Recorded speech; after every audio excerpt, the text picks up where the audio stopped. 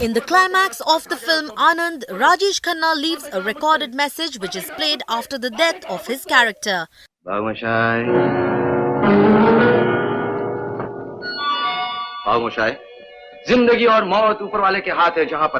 The superstar has adopted a similar strategy in real life too. A specially recorded message by Rajesh Khanna was played at his Chautha, which was held last weekend.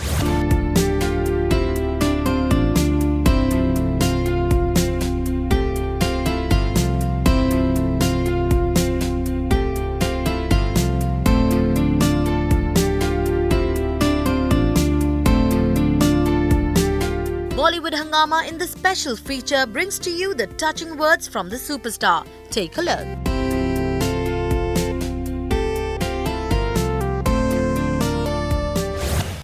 मेरे प्यारे दोस्तों, भाइयों और बहनों, nostalgia में रहने की आदत नहीं है मुझे।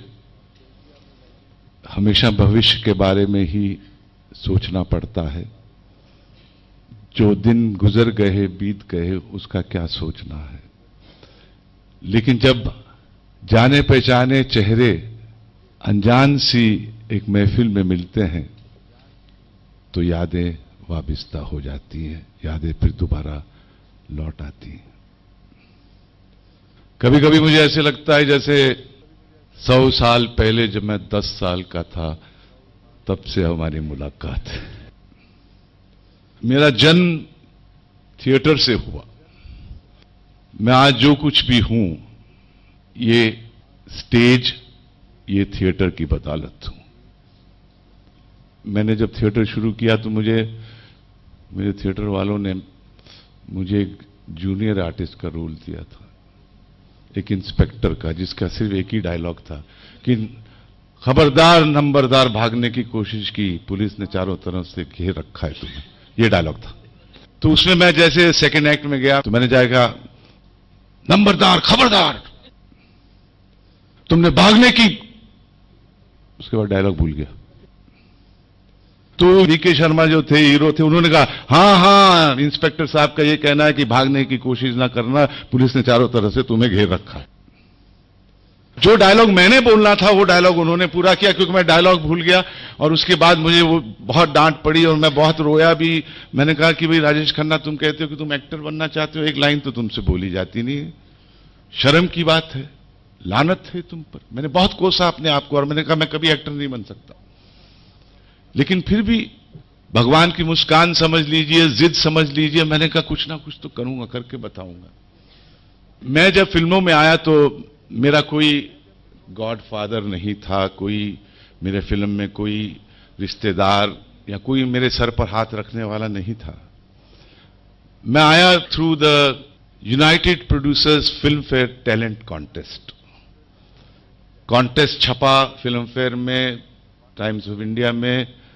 हमने कैंची लेकर उसे काटा, उसे भरा और वहां लिखा था प्लीज सेंड 3 फोटोग्राफ्स। हमने 3 फोटो भेजी।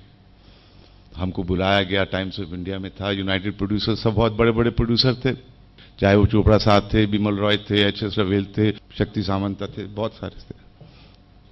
तो उन्होंने कहा कि हमने आपको एक डायलॉग भेजा है, वो याद किया आपने? तो मैं सामने कुर्सी पे बैठा था और वो एक बड़ी सी टेबल में लाइन में जितने बड़े बड़े प्रोड्यूसर थे। तो मुझे ऐसे लग रहा था जैसे कोर्ट मार्शल हो रहा है, जैसे अभी ये बंदूक निकालेंगे, मुझे मार डालेंगे, गोली चला देंगे, क्योंकि सामने अकेली एक कुर्सी थी बस। तो मैंने कहा कि भाई ये डायलॉग तो मैंने पढ़ा है, लेकिन ये जो डायलॉग है आपने ये नहीं बताया कि भाई इसका कैरेक्टराइजेशन क्या है। कि हीरो जो है वो अपनी मां को समझाता है कि मैं एक नाचने वाली से प्यार करता हूं, लेकिन मैं उसको तेरे घर की बहू बनाना चाहता हूं। This was the dialogue. मैंने कहा आपने ना कैरेक्टर बताया मां का, ना बताया कि हीरो का कि भी अमीर है, गरीब है, मां सख्त है, कड़क है, नरम है, क्या है, मिडिल क्लास है, या आदमी पढ़ा लिखा अनपढ़ है, क्या, कुछ भी नहीं। तो चोपड़ा साहब ने झट से मुझे कहा तुम थिएटर से हो? मैंने कहा जी।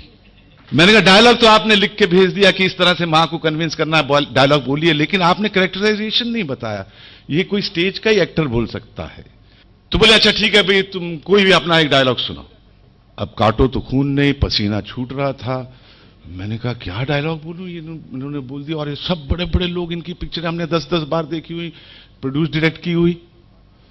मुझे भगवान के आशीर्वाद से एक ऐसे राइटर का एक डायलॉग मुझे याद आया, मुझको यारों माफ करना।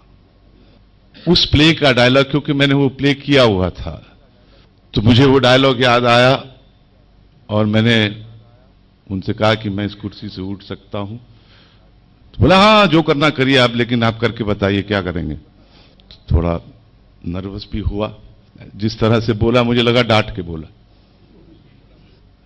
जो डायलॉग है जिसकी वजह से मैं फिल्मों में आया, मुझे जीपीसीपी ने चांस दिया 40 साल पहले। हां मैं कलाकार हूं,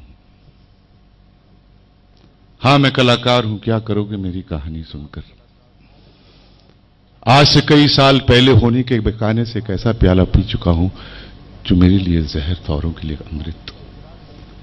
एक ऐसी बात जिसका इकरार करते हुए मेरी जुबान पे छाले पड़ जाएंगे, लेकिन फिर भी कहता हूं, जब मैं छोटा था एक खौफनाक वाकया पेश आया कि मैं भयानक आग में मैं फंस गया। जब जिंदा बचा तो मालूम हुआ कि मैं बदसूरत हो गया हूं, जैसे सुहानी सुबह डरावनी रात में पलट गई हो। मैं बाहर जाने से घबराने लगा, घर पर बैठकर गीत बनाने लगा। जितना ही भयानक था मेरा चेहरा, उतने ही मधुर थे मेरे गीत। दुनिया ने मुझे दुत्कारा, लेकिन मेरे गीतों से प्यार करने लगी और मैं चिल्लाता रहा कि तुम्हें चांदनी रातों से मोहब्बत और मैं आंखों से बरसाता हूं सितारे। मेरे गीतों ने हजारों को लूटा, मेरी मुलाकात की मिन्नतें होती रही, पर मैं किसी से ना मिलता। एक दिन एक खत आया, मैंने तुम्हारे गीतों में शांति पाई, अगर मुलाकात ना दोगे न जाने क्या कर बैठूंगी। मुझे लगा ये खूबसूरत हसीना, इसे बुलाऊं और अपना ये बदसूरत चेहरा दिखाकर पूरी ताकत से इंतकाम लूं। मैंने उसे बुलाया, वो आई, कितनी खूबसूरत और हसीन, शबनम से भी मुलायम, और मैं जैसे मासूम के सामने मायूसी। मैं चेहरा छुपा के बातें करता रहा। मैंने शादी का प्रस्ताव पेश किया और वो खुशी से बोली हाँ मुझे मंजूर है। मैं खुद सहम गया। मैंने चिल्लाकर पूछा कौन हो, कहां से आई हो तुम। उसने धीरे से आंसू बहाते हुए कह दिया कि मैं तो एक अंधी हूं। मैंने उसकी आंखों में देखा, उसकी आंखों में इश्क था। तब मैंने कहा जो तेरी निगाह का बिस्मिल नहीं, वो कहने को दिल तो है मगर दिल नहीं। फिल्मों में आ तो गया, लेकिन आने के बाद वो खूबसूरत कामयाबी की सीढ़ी चढ़ने का मौका, ये सहरा तो आपके सर है कि आप हैं जिन्होंने मुझे एक्टर से स्टार बनाया, स्टार से सुपरस्टार बनाया। किन अल्फाजों में आपका शुक्रिया अदा करूं मुझे समझ में नहीं आता।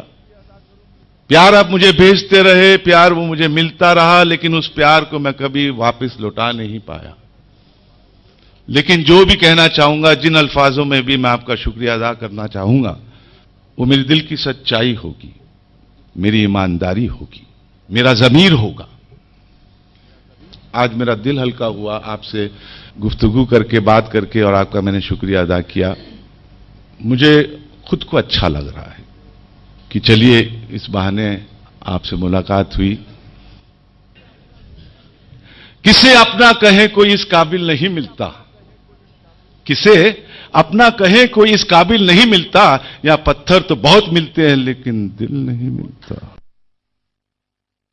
तो दोस्तों, आपका एक हिस्सेदार मैं भी हूं, और जैसे मैंने पहले भी कहा कि आपने अपना कीमती वक्त निकालकर, आपका ये प्यार था जो आप यहां मौजूद हुए और इतनी भारी संख्या में। तो मैं यही कहूंगा कि बहुत बहुत शुक्रिया, थैंक यू, और मेरा बहुत बहुत सलाम।